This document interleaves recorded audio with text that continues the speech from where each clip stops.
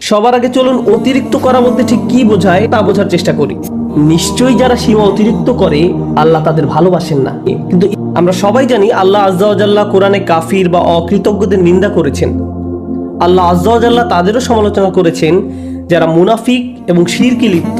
কিন্তু কোরআনে ব্যাপকভাবে আলোচিত আরেকটি দল সম্পর্কে আমরা তেমন কোনো কথা বলি না, তারা হলো মুসরিফিন।